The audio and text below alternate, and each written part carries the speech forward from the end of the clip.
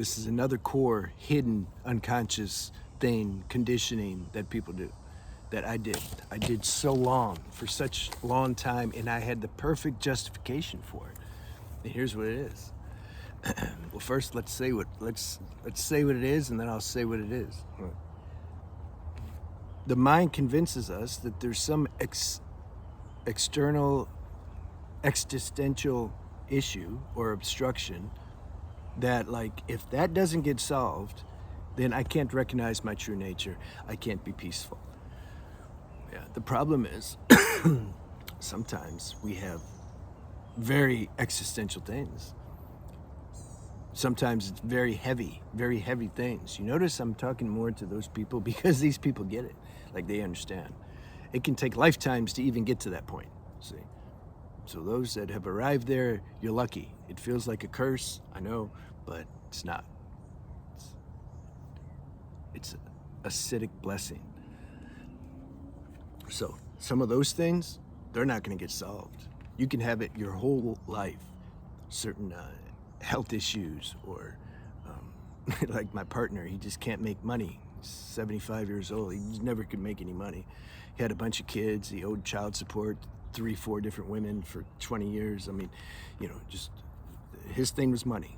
My thing was health. Somebody else, you know, it could be some kind of trauma or something, deep trauma. What are you gonna do? Just say, well, the trauma belongs to the body, and I'm not the body, so yeah. Let somebody who's went through that talk about it instead of people who don't go through things and then try to talk about it. That's another problem in the internet world. And the people who are giving advice, a lot of times they don't have the actual experience that they're giving advice about. So it's like a form of arrogant ignorance, actually. It's like, how are you going to tell me, bro? Like, you have no idea. Or then they'll justify it. They'll say, no, I went through something similar. No, you didn't go through this, though. So you didn't go through this. I can tell because you don't have depth when you talk, and there's a lack of empathy when you speak. That's how I can tell. Okay, so we're talking about, okay, so if you have those kind of things, it's real easy for the mind to say, like, you can't be free, man, until you get free on that level. You have to be free of these things before you can be experience some inner serenity. Yeah, this is what I told myself, because I had a chronic pain situation in my spinal column. Progressive, degenerative and progressive. That means it doesn't get better. You know, it took me over 40 years before I could accept that, like really accept it. Because I always had a move to make. I always had more moves to make, you know. Try this and try that, you know, and this world's big, and they have new cutting edge things that come out all the time that's gonna, like, promising to help you, and then they get some kind of people who are in the public eye to endorse it, and so it looks like it's very, you know, reputable, and oh wow, it must work. Then they'll pay some actors, they're like in a wheelchair, and then they took the potion, and oh, I'm like out of the wheel, you know, they have all this propaganda.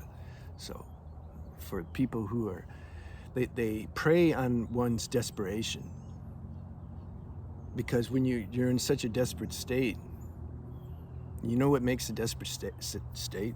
The self-talk of how bad it is and how I can never experience joy because of this, and then that creates very heavy emotions. It's those heavy, intense emotions caused by the self-talk about your situation that makes you really feel desperate or suicidal. So those people are very vulnerable to nonsensical advice, basically. And the business people know that. I'm just wondering what's going to be their karmic consequence for doing that, even if they're unconscious of it. I mean, they are. You can't consciously do something like that. I don't know. Glad it's not me. So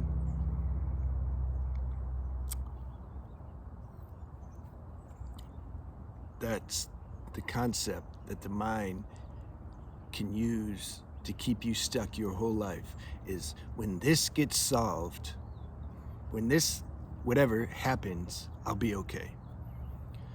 And what I've found, there's always something left to solve. Because another concept the mind comes up with is, once I'm awake, then like there's no more issues or something. It can be more issues actually. You know how many issues a lot of these teachers and gurus have? No, people don't know. I know they don't know. I know because I've like been around them. They have a lot of issues, a lot of things, a lot of trouble, especially the ones that start big organizations and everything. It's like a karmic law. Once you see, to start something big, that means you have to enter into mainstream. If you enter into mainstream, you're going to have to suffer some karma that comes from entering into mainstream. You're going to have to like take their karma on. Their karma, I mean, so what will happen, because when you're dealing with mainstream mentality, there's not much wisdom there. And so this is how things get started, and scandals and gossip and, you know, lies get started, or things get exaggerated. Maybe a guru put his hand on a girl's shoulder and all of a sudden he molested her, and then everybody, you know, just nonsense can happen. And yes, sometimes the teacher did do too much, get too intimate with the girl. You know, there's all these factors, but I'm just saying. Papaji knew that. That's why he's like, man, I'm not gonna come out like that. And nowadays it's even more easy to blow up, so to speak, if you want to be in mainstream, because you have the you know, internet, and you can get somebody to advocate for you and do your marketing and advertising, and you can just, it's like you're in the ocean and you throw a net. It's so easy, like you just catch a bunch of fish. The mainstream are like that. You just get the right advertising, right publicity. You just net them up. Here it come. Oh wow, yeah, they're going to get enlightened. Yeah, they'll pay whatever you want. That's why I like my channel. I keep it very small, secret. You know, I'm trying to do the private sessions and the groups I do now. They're just I'm not trying to expand. I'm retracting. Remember the word. Everything's backwards in this life for somebody that sees through all the nonsense. It just seems that way. So let's get back on what's the solution for this issue that the mind perpetuating this concept of like, I'll be okay once this happens. Okay, fact of the matter is, right now in this moment, if this thing that you want to be free of, or this thing that's happening that you don't like, you got a toothache, or you want your relationship partner to like you better, or whatever, you can, this applies to everybody, so just fill in the blank. What's your situation? Everybody has something. First, be aware. Are you playing that game with yourself? Is there something? See, it's not gonna, the mind don't speak things loud, because then we'll catch it out.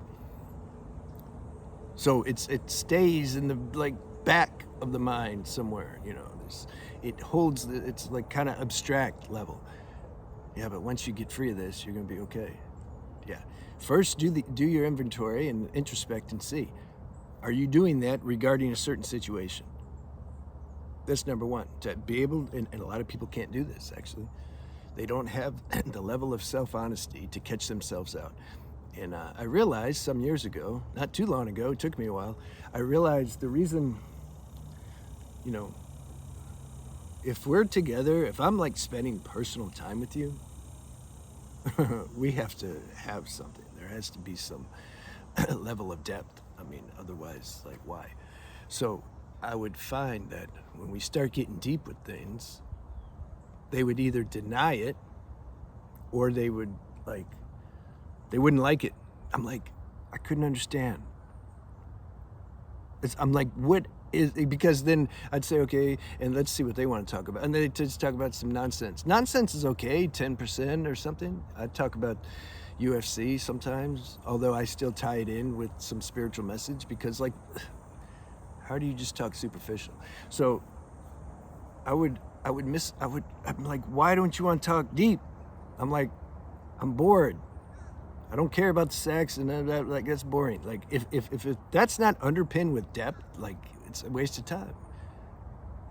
Like, and I realized that it's provoking for people. They don't have self-honesty. I forgot that I didn't do drugs, you know, after 16. So I was introspecting all the time.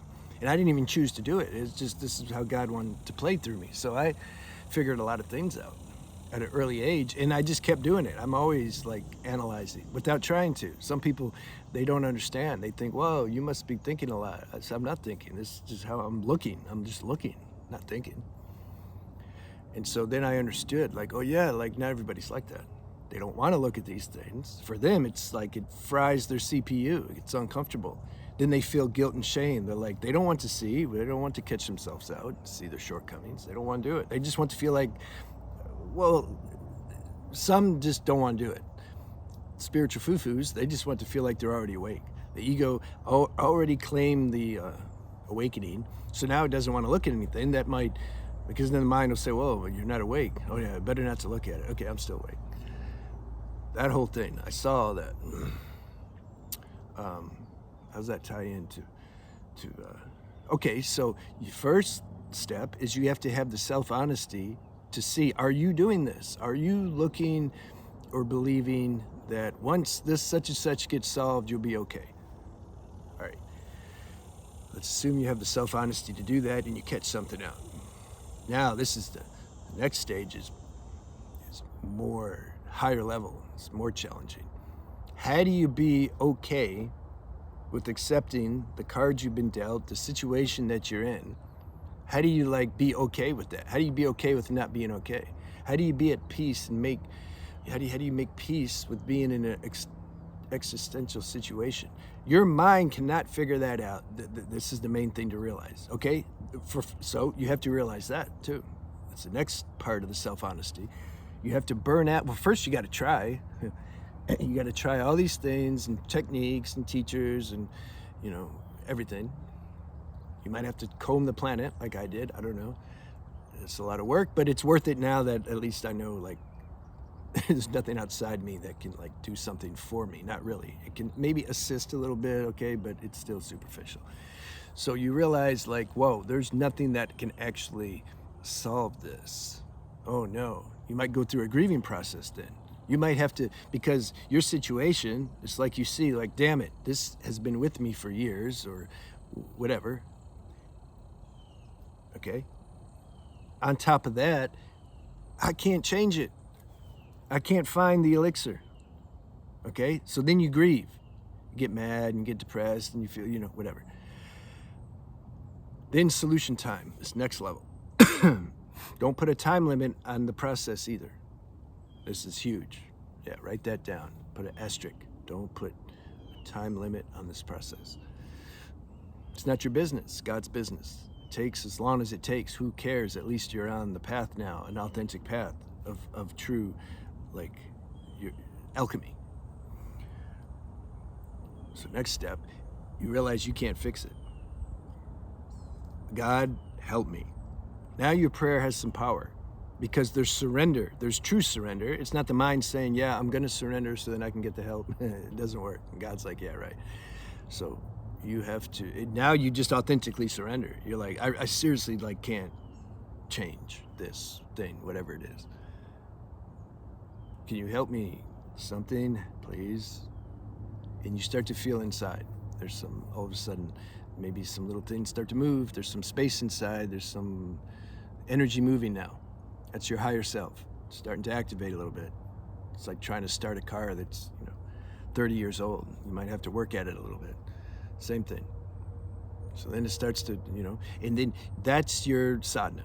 You pay attention to that. You cultivate this surrender. You give your attention to that. You catch the mind when it's coming up and trying to divert you, because it's going to do. It's what it's going to do. Things are going to start running around out there, and then it wants me to look. Don't want me to make the video. So that's what the mind does. So you focus on now this discovery you made, and you honor it and be grateful that you had it. Most people don't have it. By far and large, most people don't have it. Their idea of what surrender is and waking up, it's just so not that. It's just the mind creating this whole fantasy about surrender and awakening. But now you're experiencing it organically. See, now we can talk. It's like, okay, this person knows now. And that takes as long as it takes. That's why I said put an asterisk.